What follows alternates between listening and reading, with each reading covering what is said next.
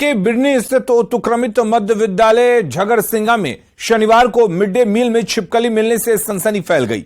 लेकिन जब तक बच्चे कुछ समझ पाते तब तक करीब 20 से ज्यादा बच्चों की तबीयत बिगड़ने लगी, जिसकी सूचना पाकर केंदुआ पंचायत के मुखिया ने तुरंत बीमार बच्चों को 108 एम्बुलेंस से इलाज के लिए सामुदायिक स्वास्थ्य केंद्र पहुंचाया, जहां उनका इलाज चल रहा है। बताया जा रहा है कि शनिवार को सभी बच्चे मिड डे मील खाने के लिए स्कूल कैंपस में बैठे हुए थे।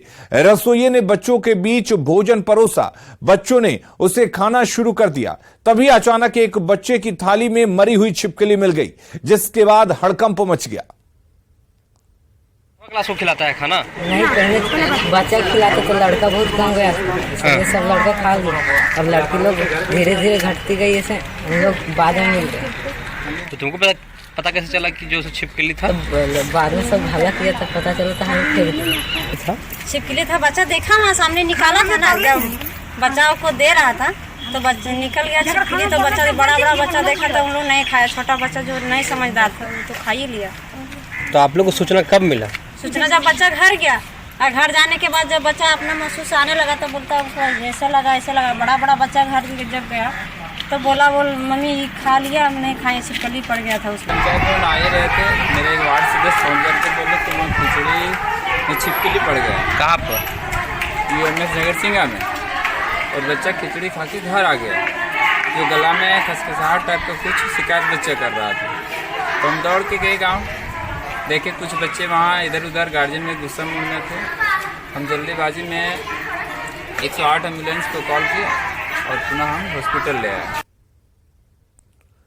धनबाद में एक आदिवासी महिला को किश्त की रकम न चुकाने के कारण घंटों बंधक बनाकर रखा गया। आरोप है कि भारत फाइनेंशियल इंक्लूजन लिमिटेड की शाखा ने सदस्यों ने पीड़ित महिला को जामताड़ा, जो कि महिला ससुराल है, वहां से उठाया और घंटों अपने ऑफिस में बंधक बनाए रखा। मामला 3000 की किश्त से जुड़ा हुआ है, जिसे महिला का बीमार होने के कारण वो नहीं चुका सकी। हालांकि महिला को बंधक बनाए जाने की जानकारी जब उसके घर वालों और गांव के लोगों को लगी तो सब कंपनी की शाखा में पहुंच गए। विरोध के बीच स्थिति को बिगड़ता देख आखिरकार महिला को मुक्त कर दिया गया। उठा के यहाँ पर लेके आए हैं और बैठा कर रखे ऑफिस में। कितना पैसा पाते हैं आपसे ये? 3000। अभी क्या चाहते हैं आप? अभी हम घर जाना चाहते हैं, बैठा कर रखा है। कितना देर से यहाँ बैठे हुए हैं आप? वही 3 बजे। 3 बजे से अभी लगभग 7 बज के पार हो गए। इतना देर तक आपको ऑफिस में बैठा कर रखा है? गढ़वा में दबंगों की दबंगई का मामला सामने आया है, जहां 4 से 5 की संख्या में हथियार के साथ आए दबंगों ने एक परिवार पर हमला कर दिया और पिता पुत्र की जमकर पिटाई कर दी। पीड़ित परिवार के लोगों ने इसकी शिकायत गांव के मुखिया से की, जिसके बाद मुखिया ने सदर थाने में प्राथमिकी दर्ज कराई है। घटना के बाद से पिता पुत्र डर के चलते गांव से फरार हैं।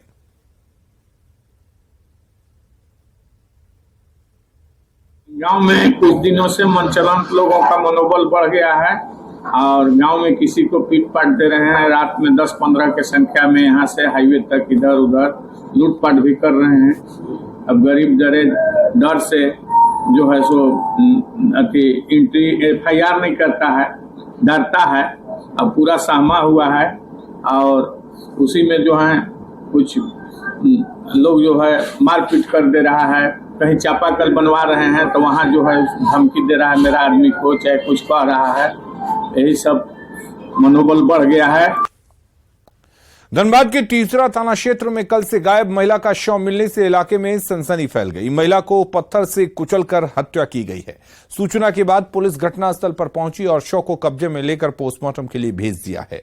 मृतका के परिवार वालों का आरोप है कि उसकी बहन और बहनोई में लंबे समय से विवाद चल रहा था। मामला कोर्ट में चल रहा है। उसकी बहन की हत्या उसके पति उमेश शर्मा और उसके घर वालों ने की है।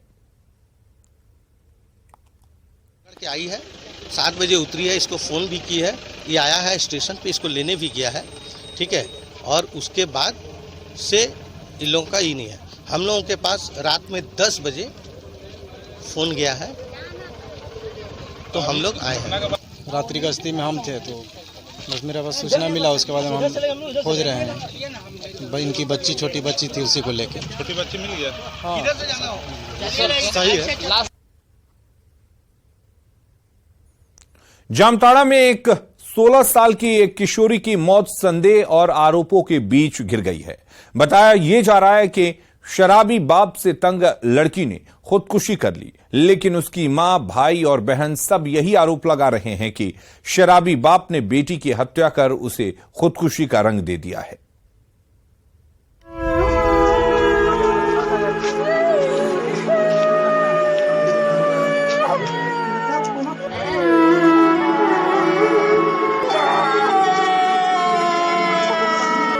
बेटी आंखों के सामने खाट पर निष्प्राण पड़ी है। सिरहाने बैठी माँ उसे छू छू कर रोती है। 16 साल की परवरिश और प्रेम का एक एक पल समेटते हुए फूट फूट कर आंसू बहाती है। जामताड़ा के नारायणपुर थाना इलाके के डीकीडी गांव के लोग भी इस संदेहास्पद मौत की वजह से सन्न है, गमगीन है। बताया तो ये जा रहा है कि शराबी बाप से तंग आकर 16 साल की गौरी फंदे से झूल गई, पर मां को ये बात स्वीकार नहीं। वो गौरी के बाप पर हत्या का आरोप लगाती है। ये मेरी अपना पापा का से बोल रहा है 60 साल लड़का से आपको शादी करवा देंगे, नहीं तो मार के यहाँ काट के गड़ देंगे, जेल अपना घुस जाएंगे। कौन बोल रहा था? इसका पापा तुल्लू रजवार। अच्छा, तो शुरू से फांसी लगा लिया ना, मार दिया वो। इसका पापा? हाँ। आरोप है कि गौरी का बाप तुलू रजवार बीती रात शराब पीकर आया और बेटी से कहने लगा कि तेरी माँ शराब के लिए पैसा नहीं दे रही है, अगर उसने पैसा नहीं दिया तो तेरी शादी बुजुर्ग से कर दूंगा। शराब को लेकर पति पत्नी के बीच 2 दिनों से विवाद चल रहा है, मारपीट भी हुई। डर के मारे गौरी की माँ और उसके भाई बहन गाँव के दूसरे घर शरण लिए हुए थे। तभी ये सूचना मिली कि बेटी की लाश फंदे से झूल रही है। बाबू दे जरा लड़ेला अपने मेर के टांग दल के ताकि लाल की हम ना टांग ले और हम छुबो ना कर ले। ककरा मार के टांग? ककरा मार दल सो? दीदी के। बाबू मार के लटका दले लो। अच्छा, हां देखो कौन सा बुटा तो पाने लाओ ता हम देख लियो ता गलियो माया खके तो माया ने बोलियो ता जला लियो मामा घर। गौरी की माँ, उसके छोटे छोटे भाई बहन सब यही कहते हैं कि गौरी की हत्या हुई है। उसकी गर्दन पर चोट के गहरे निशान भी दिखते हैं। ये संदिग्ध मौत फिलहाल पुलिसिया जांच के दायरे में है। शव का पोस्टमार्टम के लिए जामताड़ा भेज दिया गया है। पुलिस को पीएम रिपोर्ट का इंतजार है ताकि मौत के असल कारणों का खुलासा हो सके। पर एक सच तो खुल ही गया, और वो सच है शराब, उसका नशा, जिसने फिर से एक परिवार को उजाड़ दिया है। न्यूज़ 18 के लिए जामताड़ा से सुमन भट्टाचार्य की रिपोर्ट। जमशेदपुर प्रेस क्लब की ओर से करियर काउंसलिंग का आयोजन किया गया, जिसमें अलग अलग स्कूल के करीब 750 बच्चे शामिल हुए। करियर काउंसलिंग के इस आयोजन में जमशेदपुर के एसएसपी प्रभात कुमार मुख्य अतिथि के तौर पर मौजूद रहे और उन्होंने बच्चों को करियर के चुनाव से लेकर लक्ष्य की तैयारी का गुरु मंत्र दिया। इस काउंसलिंग में बच्चों के अभिभावक भी मौजूद थे। बच्चों को उनका संदेश ये था कि जिस विषय में रुचि हो उसकी पढ़ाई करें, जबकि अभिभावकों से उन्होंने अपील की कि बच्चों की प्रतिभा को पहचानें और कोशिश करें कि उसे और निखारा जा सके। सैकड़ों की संख्या में आए बच्चों ने भी इस सेशन के बाद काफी उत्साहित महसूस किया और आत्मविश्वास से भरे दिखे। यहाँ लगभग 750 बच्चे मौजूद थे और 3 घंटे से ऊपर लगातार बच्चे डटे हुए थे। ये कार्यक्रम बहुत ही बढ़िया रहा है। इससे हम ये उम्मीद करते हैं कि ना सिर्फ बच्चों को बट उनके गार्जियन, उनके साथ जो टीचर्स आए थे, सबको कहीं ना कहीं कुछ फायदा होगा। और हमारे लिए भी इस तरीके का सेशन बहुत बढ़िया है कि हम लोगों को भी आज के परिवेश में क्या डिमांड है, क्या रिक्वायरमेंट्स है, बच्चे क्या सोच रहे हैं, वो जानने का मौका मिलता है। सर ने काफ़ी अच्छी बातें कही, हम बहुत मोटिवेटेड हैं और उन्होंने हमें कहा कि हमारा दिल जो चाहता है हमें वो करना चाहिए, और ये बात हमें बहुत ज़्यादा छू गई और हम आगे चल के कुछ अच्छा करेंगे। पूर्वी सिंहभूम में डुमरिया प्रखंड का एक ऐसा गांव है जहां आजादी के 75 साल बाद और झारखंड राज्य बनने के बाद भी पानी, बिजली और सड़क जैसी बुनियादी सुविधाएं ग्रामीणों को नहीं मिल पाई हैं। ग्रामीणों को प्रखंड कार्यालय जाने के लिए पोटका प्रखंड के रास्ते 60 किलोमीटर दूरी तय करनी पड़ती है और नहीं तो ग्रामीणों को पथरीली रास्ते होते हुए 2 पहाड़ पार करके प्रखंड कार्यालय जाना पड़ता है। इतना ही नहीं, किताकोचा टोला में बिजली नहीं होने के कारण ढिबड़ी युग में लोग जी रहे हैं। इस इलाके में पानी की भी काफी समस्या है। आज तक एक भी चापाकल या कुआं प्रशासन की ओर से नहीं लगाया गया। हम लोग का गांव में सड़क का असुविधा है, पानी का असुविधा है, बिजली का असुविधा है, स्वास्थ्य केंद्र का असुविधा है, आंगनबाड़ी का असुविधा है और यहाँ के लोग बहुतों का आधार कार्ड नहीं है, बैंक पासबुक नहीं है। हम लोग का पानी का व्यवस्था कुछ नहीं है, ना चापाकल है ना कुआं है, कुछ नहीं। 6 टोला में कोई नहीं है। 4था बार हो गया सर हम लोग का यहाँ बिजली का भी खुद देख रहे हैं कि बिजली का नहीं है और सरकार बोल रहा है इधर 2024 तो पूरा हो जाएगा। देखा जाए इस जगह पे ना कि कभी इससे पहले भारत आज़ाद होके और झारखंड अलग होके हमें नहीं लगता है कि प्रखंड के कोई पदाधिकारी यहाँ पहुँचा होगा या कोई